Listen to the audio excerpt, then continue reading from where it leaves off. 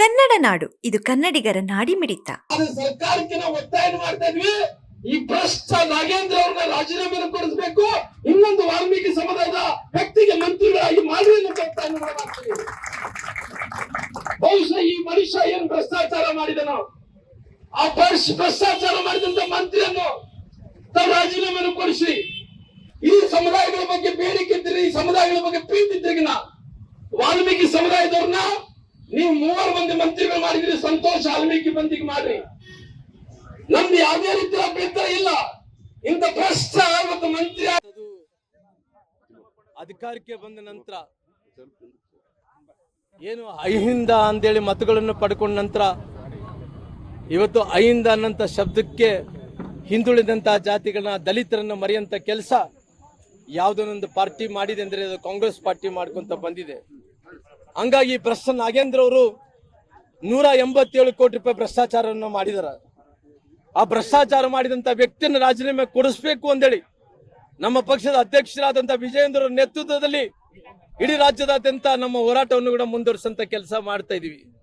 ಇದು ಭ್ರಷ್ಟ ನಾಗೇಂದ್ರ ಅವರು 187 ಕೋಟಿ ರೂಪಾಯಿ ನಮ್ಮ ಭವಿಷ್ಯದ ಮಕ್ಕಳನ್ನ ಇವತ್ತು ಅವ್ರ ಭವಿಷ್ಯವನ್ನು ಕಸ್ಕೊಂಡಂತ ಕೆಲಸ ಮಾಡಿದಾನ. ನಮ್ಮ ಬುಡಕಟ್ಟು ಸಮುದಾಯಗಳನ್ನ ಅವ್ರ ಭವಿಷ್ಯವನ್ನು ಕಸ್ಕೊಂಡಂತ ಕೆಲಸ ಮಾಡಿದಾರ. ನಮ್ಮ ಬುಡಕಟ್ಟು ಸಮುದಾಯಗಳು ಹಿಂದುಳಿದಂತ ಮಕ್ಕಳ ಭವಿಷ್ಯ ಜೊತೆಲಿ ಹೆಣ್ಮಕ್ಳ ಭವಿಷ್ಯವನ್ನು ಕೂಡ ಕಸ್ಕೊಂಡಂತ ಕೆಲಸ ಮಾಡಿದಾನ. ಅಂತ ವ್ಯಕ್ತಿಯನ್ನು ರಾಜೀನಾಮೆ ಕೊಡಿಸ್ಬೇಕನ್ನೋಂಥ ಒತ್ತಾಯದಿಂದ ಇವತ್ತು ರಾಜ್ಯದಾದ್ಯಂತ ಹೋರಾಟವನ್ನು ಕೂಡ ಮಾಡ್ತಾ ಇದ್ವಿ. ನಾನು ಈ ಸಮುದಾಯದ ವಿರುದ್ಧ ಅಲ್ಲ, ಈ ಸಮುದಾಯದ ವಿರುದ್ಧ ಹೋರಾಟ ಮಾಡ್ತಾ ಇಲ್ಲ. ಆದ್ರೆ ಕಾಂಗ್ರೆಸ್ಸಿನ ಪಾರ್ಟಿ ಭ್ರಷ್ಟ ನಾಗೇಂದ್ರ ವಿರುದ್ಧ ಹೋರಾಟವನ್ನು ಮಾಡ್ತಾ ಇದ್ವಿ. ಅದಕ್ಕೋಸ್ಕರವಾಗಿ ಸದನದಲ್ಲಿ ಕೂಡ ಒಪ್ಪಿಕೊಂಡಿದ್ದಾರ. ನಾವು 187 ಕೋಟಿ ರೂಪಾಯಿ ಭ್ರಷ್ಟಾಚಾರ ಆಗಿದೆ.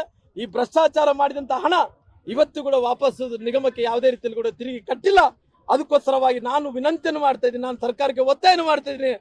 ಮುಖ್ಯಮಂತ್ರಿಗಳೇ, ಇವತ್ತು ಭ್ರಷ್ಟಾಚಾರಕ್ಕೆ ತಾವೇನು ಬೆಂಬಲವನ್ನು ಕೊಡಂತ ಕೆಲಸ ಮಾಡ್ತಾ ಇದ್ರಿ, ಏನು ಹೇಳ್ತಾ ಇದ್ರಿ?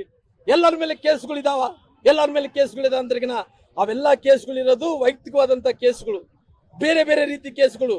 ಸರ್ಕಾರ ಖಜಾನೆಗೆ ಕೈ ಹಾಕಿದಂತ ಏಕೈಕ ಮಂತ್ರಿ, ಈ ದೇಶಕ್ಕೆ ಸ್ವತಂತ್ರ ಬಂದಂತ ಮೊದಲನೇ ಮಂತ್ರಿ, ಮಾಜಿ ಮಂತ್ರಿಗಳು, ಹಾಲಿ ಮಂತ್ರಿಗಳಂದ್ರೆ ನಾಗೇಂದ್ರ ಅವರು. ಬಹುಶಃ ನಿಮ್ಗೆ ನಾಗೇಂದ್ರ ಅವರೇ ಬೇಕಾಗಿತ್ತ? ಬೇಕಾದ್ರೆ ಈ ನಾಗೇಂದ್ರ ಅವರ ರಾಜೀನಾಮೆಯನ್ನು ಕೊಡಿಸಿ, ಇನ್ನ 4 ಮಂದಿನ ವಾಲ್ಮೀಕಿ ಸಮುದಾಯಗಳ ಮಂದಿಗಳನ್ನು ಮಂತ್ರಿಗಳಾಗಿ ಮಾಡಿ. ನಮ್ದೇನು ಅಭ್ಯಂತರ ಇಲ್ಲ. ಇಂಥ ಭ್ರಷ್ಟ ಮಂತ್ರಿನ ನೀವು ಅವಕಾಶ ಮಾಡಿಕೊಡ್ತಾ ಇದೀರಲ್ಲ, ಭ್ರಷ್ಟಾಚಾರಕ್ಕೆ ಇವತ್ತು ನೀವು ಬೆಂಬಲವನ್ನು ಸೂಚಿಸುವಂತ ಕೆಲಸ ಮಾಡ್ತಾ ಇದ್ರಲ್ಲ. ನೀವು ಮುಖ್ಯಮಂತ್ರಿಗಳಾಗಿ ಘನತೆ ಗೌರವದಿಂದ ನೀವು ಯಾವ್ದನ್ನ ಹೇಳಿಕೆಗಳನ್ನು ಕೊಡಂತ ಟೈಮಲ್ಲಿ ಈ ರಾಜ್ಯದ ಜನರು ಸೂಕ್ಷ್ಮದಿಂದ ಗಮನಿಸ್ತಾ ಇದ್ದಾರ. ಆ ರೀತಿಯಲ್ಲಿ ಸೂಕ್ಷ್ಮವಾದಂತ ಹೇಳಿಕೆಗಳನ್ನು ಕೊಡಬೇಕಾಯ್ತು. ನೀವು ಭ್ರಷ್ಟಾಚಾರಿ ಭ್ರಷ್ಟ ಮಂತ್ರಿ ಆದಂತ ನಾಗೇಂದ್ರ ಅವರಿಗೆ ಬೆಂಬಲವನ್ನು ಕೊಡಂತ ಕೆಲಸ ಮಾಡ್ತೀವಿ. ಸದನದಲ್ಲಿ ಇವತ್ತು ವಿಜಯೇಂದ್ರ ಅವರು, ಅಶೋಕ್ ಅನ್ನೋರು, ಚಲವಾದಿ ನಾರಾಯಣ ಸ್ವಾಮಣ್ಣವರು ಎಲ್ಲರೂ ಕೂಡ ಸದನದಲ್ಲಿ ಒಳಗಡೆ ಹೋರಾಟ ಮಾಡ್ತಾ ಇದ್ರ. ನಮ್ಮ ಅಧ್ಯಕ್ಷರಾದಂತ ಅನಿಲ್ ನಾಯ್ಡು, ನಮ್ಮ ಓಬಳೇಶ್ನವರು, ಫಕೀರಪ್ಪನವರು, ಸೋಮಲಿಂಗಪ್ಪನವರು, ನಾವೆಲ್ಲರೂ ಕೂಡ ಸೇರಿ ಇವತ್ತು ಸದನದ ಹೊರಗಡೆ ಕೂಡ ಹೋರಾಟವನ್ನು ಮಾಡಂತ ಕೆಲಸ ಮಾಡಿದೆ. ಎಲ್ಲಿ ತನಕ ಕೂಡ ರಾಜೀನಾಮೆಯನ್ನು ಕೊಡೋದು, ಮುಂದಿನ ಹೋರಾಟವನ್ನು ಮುಂದೆ ರೂಪುರೇಷೆಗಳು ನಮ್ಮ ಅಧ್ಯಕ್ಷರು ನೋಡ್ತಂತ ನಮ್ಮ ಅಧ್ಯಕ್ಷರು ಅದ್ರ ಬಗ್ಗೆ ಮಾತಾಡ್ತಾರ್ರಿ. ನಮ್ಮ ಅಧ್ಯಕ್ಷರಾದಂತ ರಾಜ್ಯಾಧ್ಯಕ್ಷರ ವಿಜಯೇಂದ್ರ ಅವರು ಅದ್ರ ಬಗ್ಗೆ ಮಾತಾಡುವಂತ ಕೆಲಸ ಆಗುತ್ತೆ.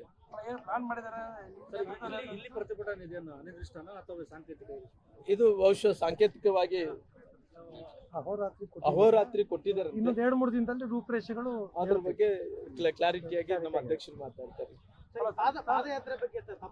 ಇಲ್ಲ ರೀ, ನನ್ನ ಅಧ್ಯಕ್ಷರು ಏನ್ ತೀರ್ಮಾನವನ್ನು ತಗೊಂತಾರೋ, ಪಾರ್ಟಿ ಏನ್ ತೀರ್ಮಾನ ತಗೊಂತದೋ ಆ ತೀರ್ಮಾನಕ್ಕೆ ತಕ್ಕಂಗೆನೆ ನಾವು ಎಲ್ಲಾರು ಕೂಡ ನಡೀತೀವಿ.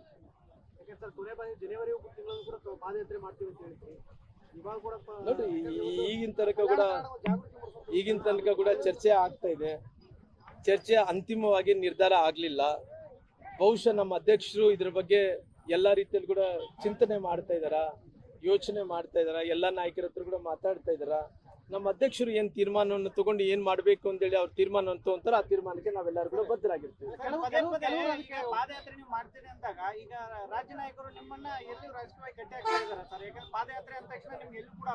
ಅಧ್ಯಕ್ಷರು ಅದ್ರ ಬಗ್ಗೆ ಕ್ಲಾರಿಟಿ ಕೊಡಂತ ಕೆಲಸ ಆಗ್ತದೆ ಸರ್. Thank you.